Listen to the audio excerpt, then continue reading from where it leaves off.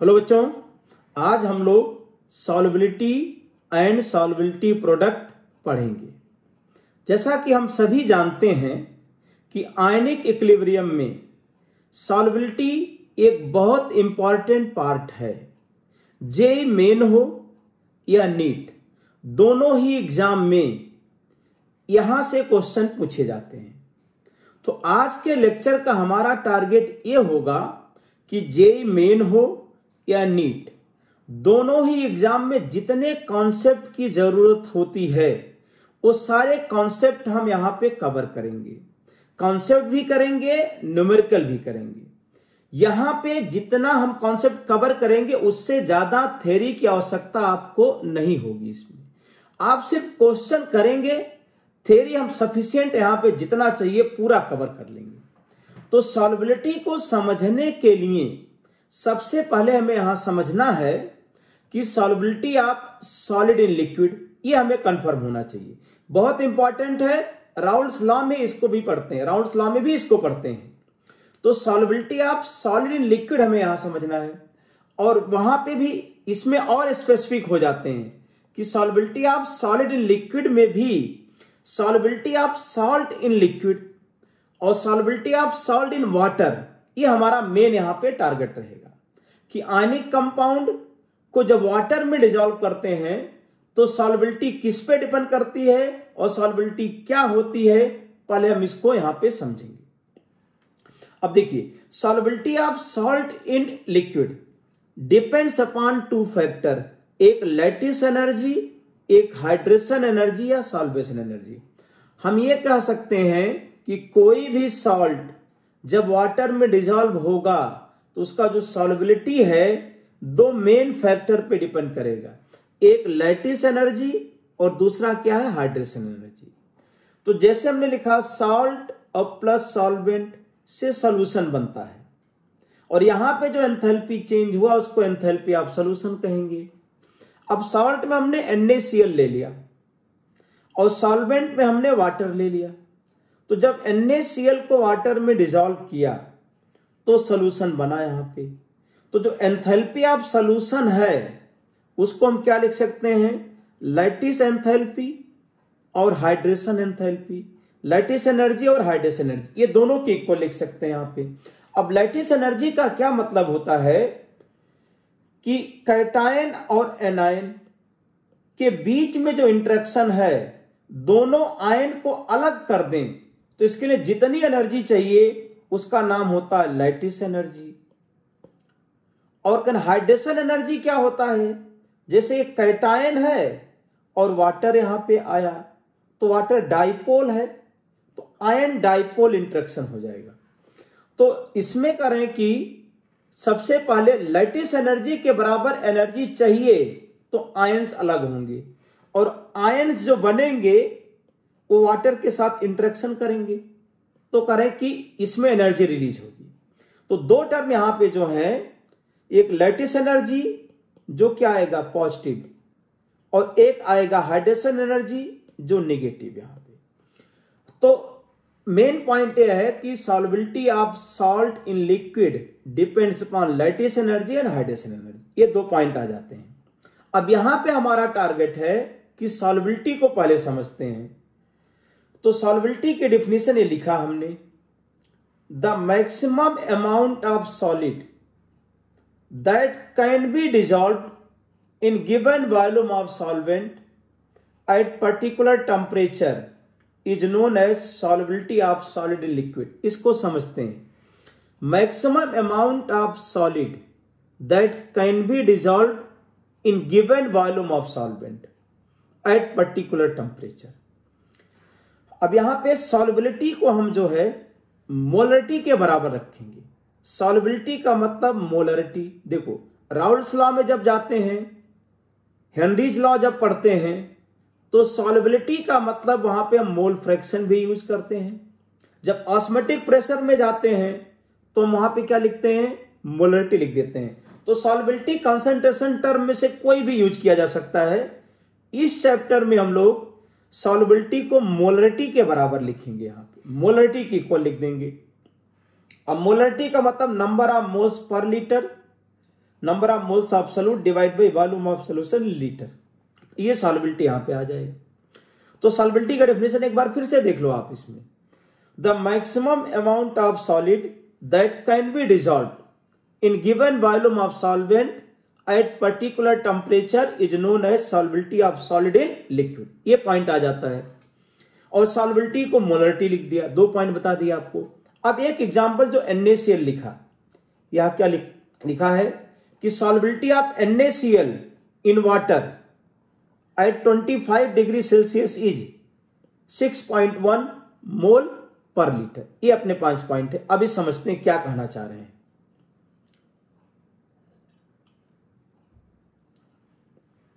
हमने मान लिया कि हमारे पास 1 लीटर वाटर है, ये 1 लीटर वाटर सोल्यूशन वाटर दिया गया। इसमें हमने 2 मोल NaCl डिजॉल्व किया, सुनाई दिया। 1 लीटर वाटर था, 2 मोल NaCl डिजॉल्व कर दिया, पूरा का पूरा डिजॉल्व हो गया। फिर 1 लीटर वाटर लिया, उसमें 6.1 मोल NaCl डिजॉल्व किया। मतलब आप ऐसा समझो कि 1 लीटर वाटर अगर हमने लिया तो मैक्सिमम 6.1 मोल NaCl 1 लीटर वाटर में डिजॉल्व हो गया। अगर हम 6.1 से ज्यादा ऐड कर दें, 1 लीटर वाटर में 6.1 से ज्यादा अगर NaCl ऐड करें तो डिजॉल्व नहीं होगा, वो क्या कर जाएगा, प्रेसिपिटेट कर जाएगा। मतलब क्या होगा, सॉलिड के फॉर्म में ही रहेगा। मतलब हम यहां कहना चाह रहे हैं कि 25 डिग्री सेल्सियस पर 1 लीटर वाटर में मैक्सिमम 6.1 मोल NaCl ही डिजॉल्व हो सकता है। सुनाई दिया क्या? 25 डिग्री सेल्सियस पर 1 लीटर वाटर में मैक्सिमम 6.1 मोल NaCl डिजॉल्व हो सकता है। अगर हम इससे ज्यादा ऐड करेंगे तो कुछ डिजॉल्व नहीं होगा, वो क्या रहेगा, सॉलिड के फॉर्म में पड़ा रह जाएगा यहां पे। तो अब यहां पे देखिए, अगर हमने 7 मोल NaCl 1 लीटर वाटर में ऐड करें तो 6.1 तो सॉल्यूशन में डिजॉल्व बन जाएगा, सॉल्यूशन में आ जाएगा। लेकिन 0.9 मोल NaCl सॉलिड के फॉर्म में ही सॉल्यूशन के अंदर रहेगा इसमें। तो अब यहां पे सॉल्युबिलिटी का डेफिनेशन क्या लिखा था, the maximum amount of solid. तो अब देखो, अगर कोई पूछे कि 25 डिग्री सेल्सियस पर NaCl की सॉल्युबिलिटी क्या है, तो कहोगे 6.1 मोल पर litre. The maximum amount of solid that can be dissolve in given volume of solvent. तो 1 लीटर वाटर में मैक्सिमम 6.1 मोल डिजॉल्व हुआ, तो ये क्या हो गया, सॉल्युबिलिटी ऑफ NaCl आ गया यहां पे। अब इसके बाद एक टर्म यहां पे यूज करते हैं, देखिए सुपर सैचुरेटेड सॉल्यूशन। 3 टर्म यहां पे लेते हैं। एक क्या है, मैक्सिमम कितना डिजॉल्व हुआ, 6.1। तो अगर इससे कम ऐड करते हैं तो सॉल्यूशन क्या बनेगा, अनसैचुरेटेड सॉल्यूशन। मतलब अगर हमने 2 मोल NaCl लिया है तो पूरा डिजॉल्व हो जाएगा, सॉलिड कुछ नहीं बचेगा। 6.1 लिया, पूरा डिजॉल्व हुआ, सॉलिड कुछ नहीं बचा। लेकिन अगर 6.1 से ज्यादा लेंगे तो कुछ बच जाएगा। तो जो मैक्सिमम डिजॉल्व होता है वो क्या बनता है, सैचुरेटेड सॉल्यूशन। और जब ज्यादा कर देंगे तो कुछ सॉलिड रह जाएगा, तो उसको बोला जाएगा सुपर सैचुरेटेड सॉल्यूशन। ऐसा अब देखिए, तो सुपर सैचुरेटेड सॉल्यूशन अगर है तो इस टाइप का इक्विलिब्रियम एग्जिस्ट करेगा। मतलब सॉलिड डिजॉल्व भी रहेगा और कुछ सॉलिड स्टेट में भी पड़ा रह जाएगा इसमें। तो अगर सुपर सैचुरेटेड सॉल्यूशन है तो इक्विलिब्रियम ऐसे रिप्रेजेंट किया जाएगा, सॉलिड भी रहेगा सॉल्यूशन के अंदर और कुछ सॉलिड डिजॉल्व भी रहेगा। जैसे जो हमने एग्जांपल लिया है, तो 1 लीटर वाटर अगर है, 1 लीटर वाटर अगर है तो 1 लीटर वाटर में 6.1 मोल NaCl डिजॉल्व है और हमने 7 मोल ऐड किया था, तो 0.9 मोल क्या है, सॉलिड स्टेट में है। अब यहां पे इक्विलिब्रियम का मतलब है कि जिस रेट से सॉलिड डिजॉल्व होगा उसी रेट से क्या हो जाएगा, ये क्रिस्टलाइज भी करेगा। अरे भाई समझ में आ गया क्या? तो जब सॉलिड भी है और सॉल्यूशन के अंदर भी है तो यहां पे डायनेमिक इक्विलिब्रियम एग्जिस्ट करेगा, इक्विलिब्रियम वाला पार्ट आ जाता है। तो इसमें हम लिखेंगे rate of dissolution equal to rate of crystallization. अब करें कि सैचुरेटेड सॉल्यूशन का क्या मीनिंग हम समझे, तो डेफिनेशन यहां पर लिखा है, पढ़िए। A solution in which no more salt can be dissolve at the same temperature and pressure. एक ऐसा सॉल्यूशन जिसमें हम और सॉलिड को डिजॉल्व ना कर सकें उसको सैचुरेटेड सॉल्यूशन कहा जाता है। जैसे हमने यहां लिखा है 3 सॉल्यूशन बनाया है, 1 litre water, 1 litre water, 1 litre, तीनों में 1-1 लीटर वाटर है। मैक्सिमम कितना 6.1 मोल डिजॉल्व किया गया। तो मैक्सिमम 6.1 मोल NaCl यहां पे डिजॉल्व है, तो ये क्या है, सैचुरेटेड सॉल्यूशन यहां पे बन गया।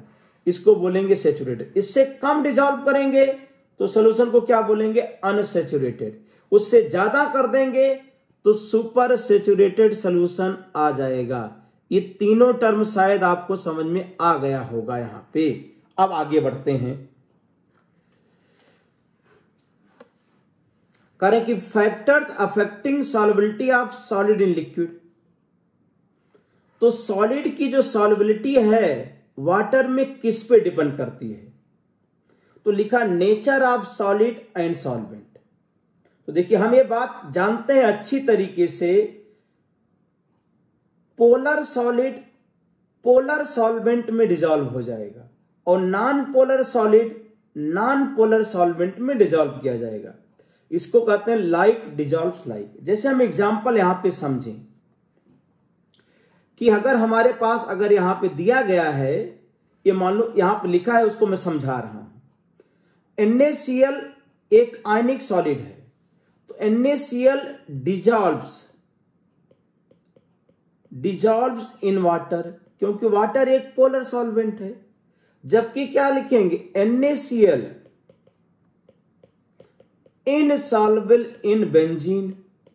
बेंजीन क्या है, नॉन पोलर सॉल्वेंट है। जबकि NaCl क्या है, आयनिक कंपाउंड, आयन्स है इसके पास। तो आयनिक कंपाउंड वाटर में क्या हो जाएगा, डिजॉल्व हो जाएगा। लेकिन ionic compound non polar solvent जैसे बेंजीन में डिजॉल्व नहीं होगा। इसी तरीके से आप समझो कि सल्फर है, सल्फर क्या, नॉन पोलर सॉलिड है, नॉन पोलर सॉलिड। अब सल्फर जो है बेंजीन में डिजॉल्व हो जाएगा।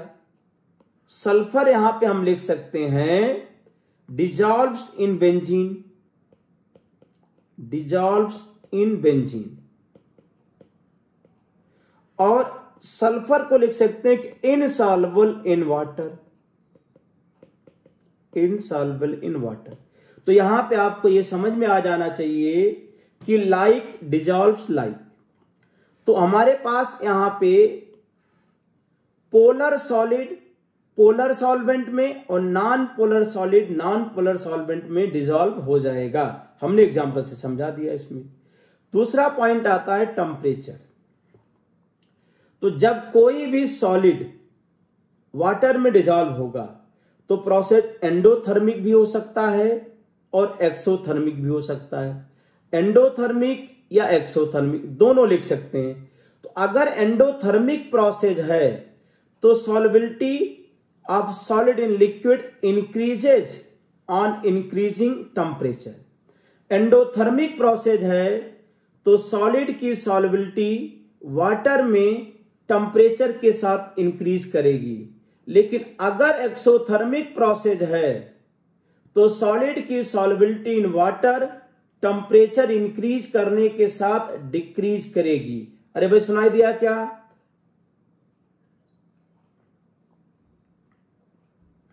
अगर एंडोथर्मिक प्रोसेस है तो solubility of solid in liquid increases on increasing temperature. अगर एक्सोथर्मिक प्रोसेस है तो solubility of solid in liquid decreases on increasing temperature. एक एग्जांपल लिया है, देखिए यहां पे dissolution of NaCl in water is endothermic process है, इसीलिए टेम्परेचर इंक्रीज करते हैं तो NaCl की सॉल्युबिलिटी इंक्रीज करती है।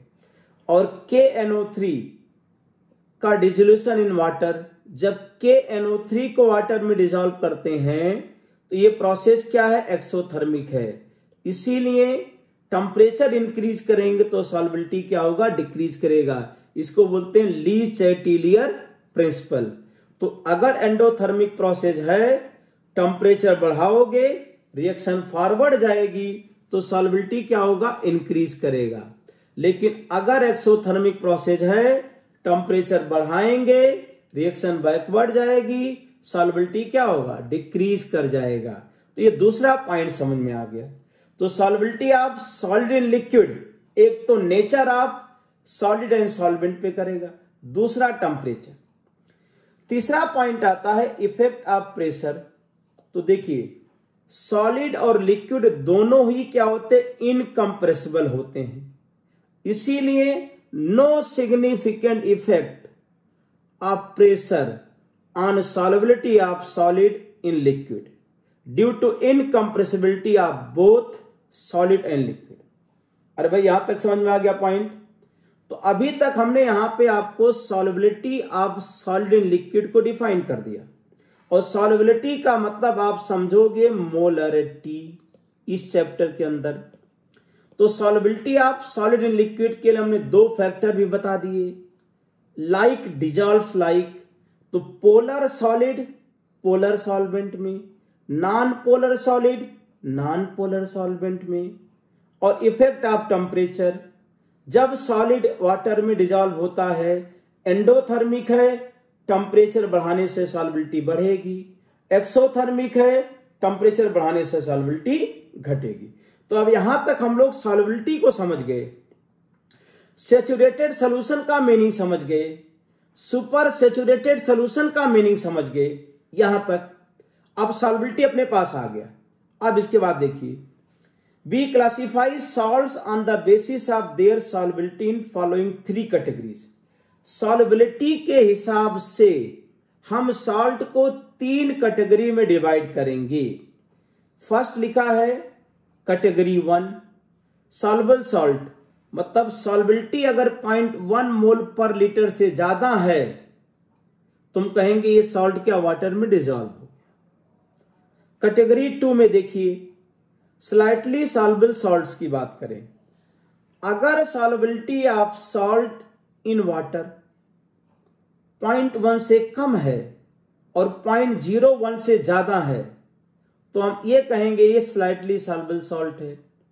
तीसरा कैटेगरी 3 देखिए, कैटेगरी 3 में स्प्रिंगली सॉल्युबल सॉल्ट, ये कम, जिसकी सॉल्युबिलिटी बहुत कम है, स्लाइटली 0.01 से भी कम। तो जिन सॉल्ट की सॉल्युबिलिटी 0.01 मोल पर लीटर से भी कम होती है, उनको बोला जाता है स्प्रिंगली सॉल्युबल सॉल्ट। अरे भाई सुनाई दिया क्या? सॉल्युबिलिटी के हिसाब से सॉल्ट को हम 3 कैटेगरी में डिवाइड कर दिए, एकदम आपको स्क्रीन पे दिखाई दे रहा है। आप भी सुनिए ध्यान से और बात को समझिए। सॉल्युबिलिटी का डिफिनेशन आपको मैंने बता दिया। सॉल्युबिलिटी के हिसाब से 3 कैटेगरी में सॉल्ट को डिवाइड कर दिया। इसमें एक आपने लिख दिया सॉल्युबल सॉल्ट, तो सॉल्युबिलिटी 0.1 मोल पर लीटर से ज्यादा। स्लाइटली सॉल्युबल सॉल्ट का मतलब सॉल्युबिलिटी 0.01 से ज्यादा और 0.1 से कम। अगर सॉल्युबिलिटी 0.01 से कम है तो उसको बोलते हैं स्प्रिंगली सॉल्युबल सॉल्ट। ये पॉइंट हमारे पास आ जाता है। अब हम लोग इस चैप्टर में सॉल्युबिलिटी प्रोडक्ट कांस्टेंट किसके लिए पढ़ेंगे? स्प्रिंगली सॉल्युबल सॉल्ट के लिए सॉल्युबिलिटी प्रोडक्ट पढ़ेंगे। अभी तक सॉल्युबिलिटी का डेफिनेशन समझ में आ गया हमें। अब आगे हम लोग सॉल्युबिलिटी प्रोडक्ट को समझने की कोशिश करेंगे। Thank you.